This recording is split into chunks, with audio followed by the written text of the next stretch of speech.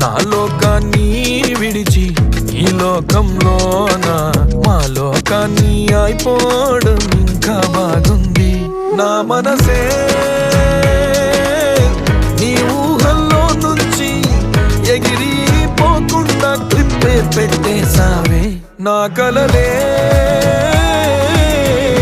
ఎప్పుడు చూడనన్ని రంగుల్లో నా ముంచి రెక్కలు తెప్పించావే. అయ్యో పాపం సారు ఉరమాసుకుండేవారు అద్దంలో ఫస్ట్